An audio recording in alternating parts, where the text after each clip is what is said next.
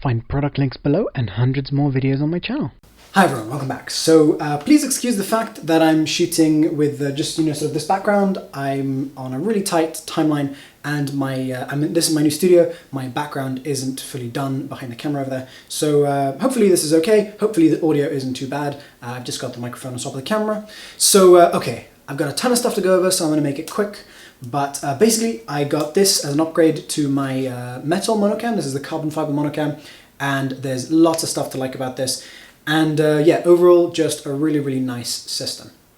So I'll go over everything, and I'll start from the bottom and move up, and then I'll later show you it with as a monopod. And I've already posted a little bit of footage from this, and basically I posted only a little bit because it's the same as the, it flies the same as the metal one, so I didn't feel the need to run around for ages filming.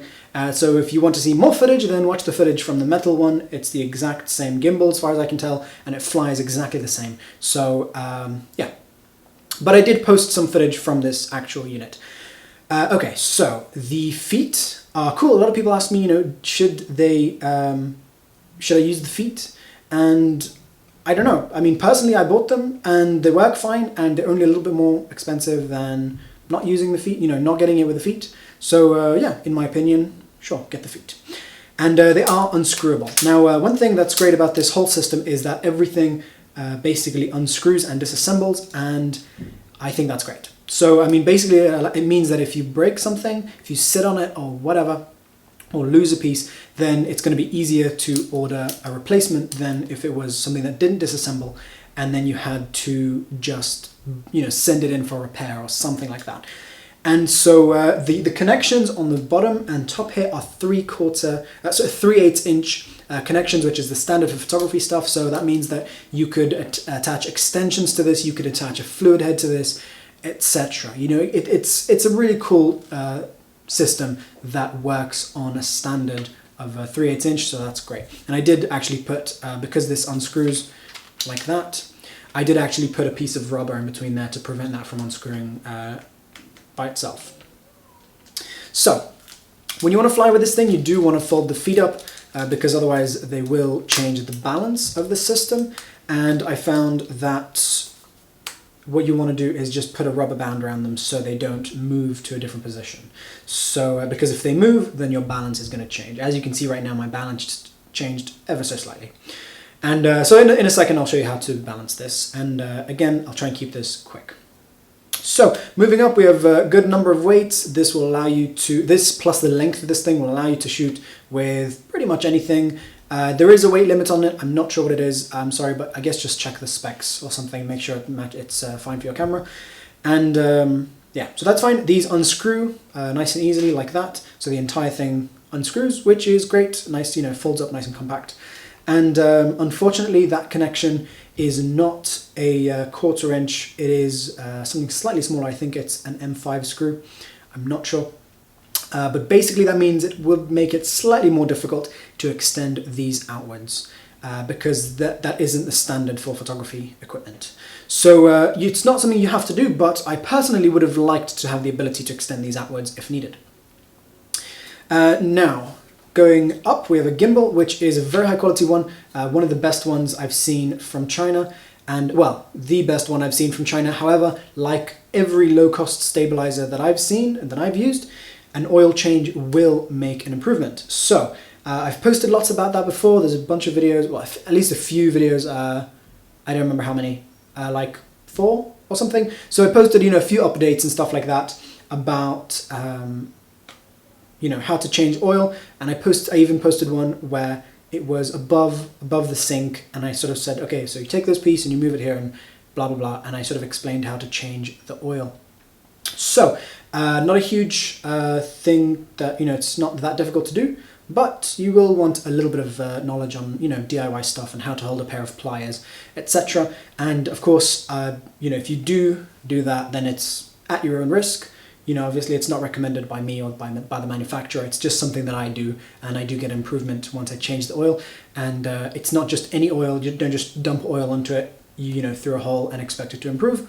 There is a specific method.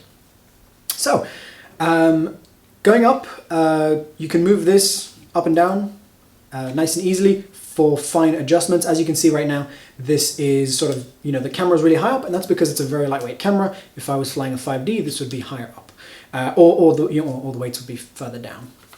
So yeah, that makes it a very versatile system. That's great because if you need to move this up and down for changing the balance, that's a lot easier than changing weights. So if you switch cameras or switch lenses, you don't have to change weights around and then find a place to put the weights. You just move this up and down as needed. So, so for example, like the same weights here will fly, the tiny NEX and the big 5D without any changes needed to the weights. So going up, we have the same system as in the previous MonoCam, as far as I can tell, exactly the same, except a slightly different quick release plate, which is cool. It's good. We've got more connections holes here. So in the other one, we just had one long slit, and here we've got a bunch of little holes. What I would have preferred is 3 slits going across the entire length of the quick release plate system, but not really an issue. And okay, so the system here, very high quality, very easy to adjust. We've got a safety release here, so that when you unscrew this, it's not gonna, come out on its own unless you press this.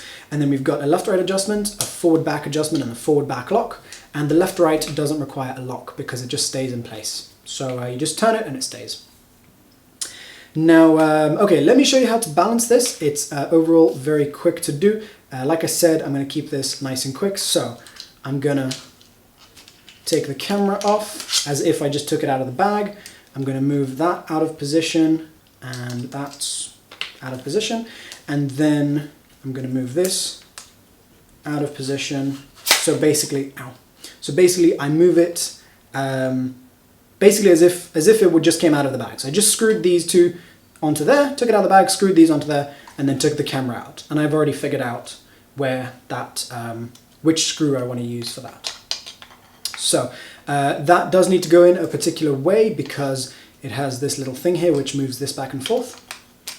So that goes in to there, and I'll move it to approximately where I think it needs to be, somewhere like that. Half lock it in place, so not fully locked, so it still allows me to move. And then I'm going to move this to central position, so that would be around there. So it sort of floats about like that, not wanting to fall either way. And then I'm going to push it a tiny bit further that way. So basically so that the pole just moves a tiny bit further down into the handle. Lock that in place and test the balance. So let's see, 1, 2, 3. So it's a 3.5 second drop time, which is perfectly fine. You could go with slightly less, slightly more, it really depends on your preference. And so 3.5 seconds is quite a lot for a system like this, but because it's a high quality system, it can handle it. And so, by the way, what I mean by that is that if this was a low quality system, then you would have to have it with a faster drop time because the gimbal isn't accurate enough. So here it is accurate enough, and you can have quite a quick, quite a slow drop time, which gives you better results and much easier tilts. So I can then adjust it from there, and a little more left. So it's clockwise to move it left, counterclockwise to move it right. You get used to it, and then move it a tiny bit forward. Not too much, yep. So basically just a tiny bit of moving this around. Obviously if I wasn't explaining, if I wasn't doing an explanation of it, it would be much quicker. I can balance this usually in around, I don't know, 20 seconds or something like that. So very quick setup time. And there we go, so I locked that in place, and that's now balanced. Nice and easy to do. And of course when you do fly it, you do want to mildly control it with this hand, and yeah, so it works nicely. And yeah, so overall very nice quality system, very lightweight, works very well. Let me show you this as a monopod. So open the legs up, pull these out like that, and it does go high enough, I would say, because like I said, because we're using a 3/8 inch system here, we could extend it if needed. And so spins like that, and that's it. So the feet work, I think, as needed.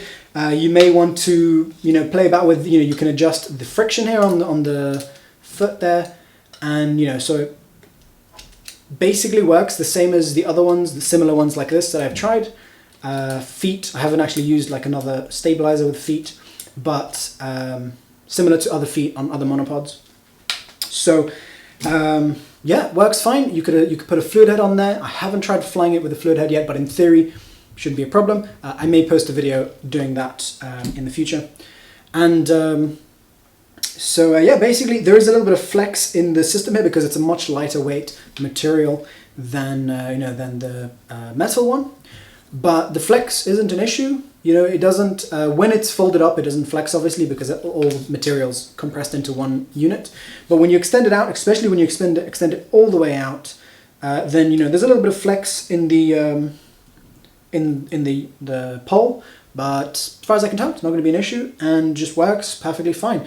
And it doesn't feel like like it's going to break or something.